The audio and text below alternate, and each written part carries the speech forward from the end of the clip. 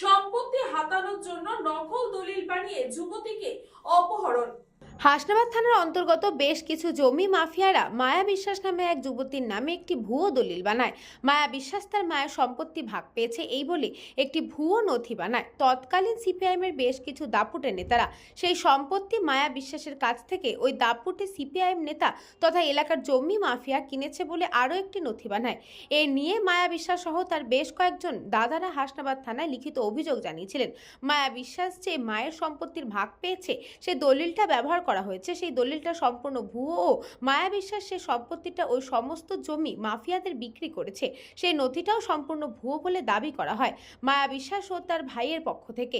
এ নিয়ে হাসনাবাদ থানায় লিখিত অভিযোগ দায়ের হওয়ার পরে মায়া বিশ্বাস নিখোঁজ হয়ে যায় 2014 সালে। সেই থেকে আজও পর্যন্ত নিখোঁজ ওই যুবতী। এই ঘটনার বিবরণ জানিয়ে নিখোঁজ হয়ে যাওয়া যুবতী মায়া বিশ্বাসের দাদা সুকুমার বিশ্বাস, রবীন্দ্রনাথ বিশ্বাস সহ বেশ কয়েকজন বিভিন্ন প্রশাসনিক দপ্তর থেকে শুরু করে থানায় লিখিত অভিযোগ জানিয়েছিলেন, কিন্তু আজও পর্যন্ত কোনো ব্যবস্থা নেয়নি প্রশাসন, এমনটাই দাবি সুকুমার বিশ্বাসের ও তার ভাইয়ের।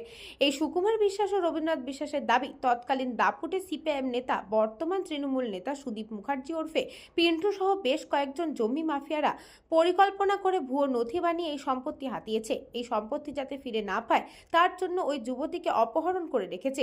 সম্পত্তি এই নিয়ে কলকাতার হাইকোর্টে মামলা দায়ের করেছে সুকুমার বিশ্বাস ও রবীন্দ্রনাথ বিশ্বাস। তাদের দাবি তাদের জমি ফিরিয়ে দিতে হবে ও তার বোনকে ফিরিয়ে দিতে হবে। এ বিষয়ে অভিযুক্তদের প্রতিক্রিয়া পাওয়া গেলেও তারা পুরোটাই অস্বীকার করেন এবং বলেন, আমরা বিভিন্ন জায়গায় জমি কেনাবেচার ব্যবসা করি, তার বোন কোথায় চলে যাচ্ছে কি পাওয়া যাচ্ছে না, আমরা খোঁজ খবর কিভাবে রাখবো।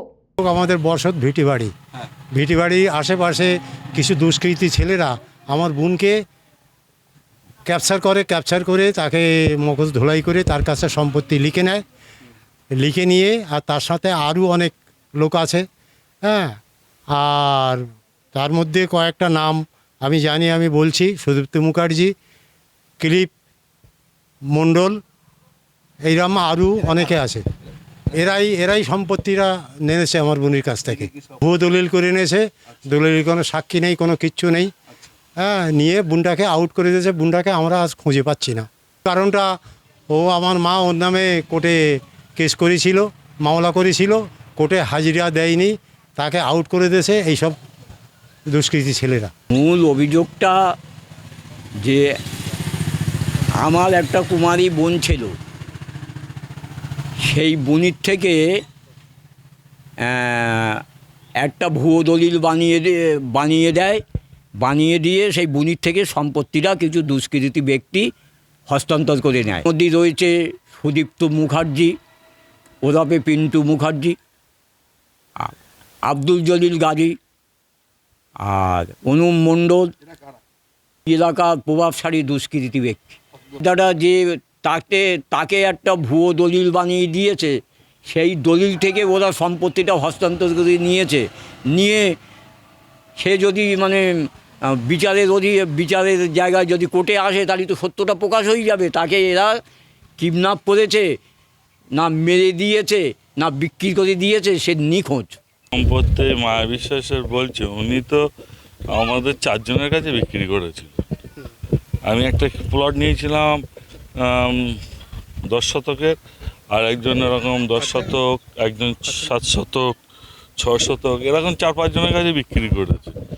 বেশ পয়সা দিয়েছি, জমি কিনেছি, এছাড়া তো আর কিছু তার সাথে আমাদের কোনো রিলেশন নেই। এটা করার কারণ হচ্ছে, যেটা আমার মনে হয়েছে, মা তার মেয়েকে দানপত্র করে, মেয়ে জমিগুলো বেচে টাকাটা মেয়েই স্বাভাবিক পায়, যেহেতু জমির মালিক মেয়ে, এবং ভাইগুলো এইগুলোই মিথ্যে করে লটাচ্ছে, আর কিছু না। ও তো ফাও কথা বলছে, ও তো রেজিস্ট্রি দলিল কি আনরেজিস্ট্রি দলিল নাম্বার দিয়ে রেজিস্ট্রি অফিসে সার্চ করলেই তো পাওয়া যাবে দলিলটা অরিজিনাল রেজিস্ট্রি কি না আনরেজিস্ট্রি। তো ফাও গল্প করে তো লাভ নেই।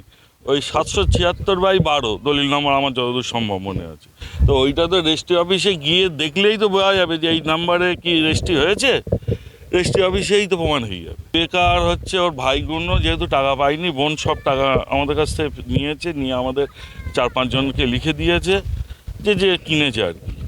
এখন ওই করতে এইসব তাল করে বেড়াচ্ছে। তো আমি কি করে বলবো, জমি দিয়ে পয়সা নিয়েছি, জমি কিনে নিয়েছি, রেজিস্ট্রি অফিসে টাকা দিয়েছি, সে লিখে দিয়ে চলে যায়। সে কোথায় আমার, আমি কি করে? ওই হচ্ছে যেহেতু আর ভাইরা টাকা পায়নি, মা বোনকে লিখে দিয়েছে, মা, এবার বোন আমাদের কাছ থেকে বেচে টাকা নিয়েছে, সেই জন্যই ওরা এই গায়ের জ্বালা এইসব করছে। ব্যুরো রিপোর্ট, নিউজ বঙ্গ time. St. Augustine's Day School, Barrackpur.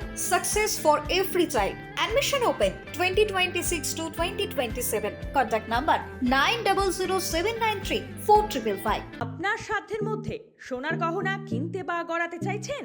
তাহলে আর দেরি না করে অতি শীঘ্রই চলে আসুন ইছাপুর আনন্দমহল স্টেশন রোডের উপরে অবস্থিত JM জুয়েলার্সে। আরও বিশদে জানতে অবশ্যই রাত 8টা 5 মিনিটে আমাদের Facebook page JM jewellers follow করুন।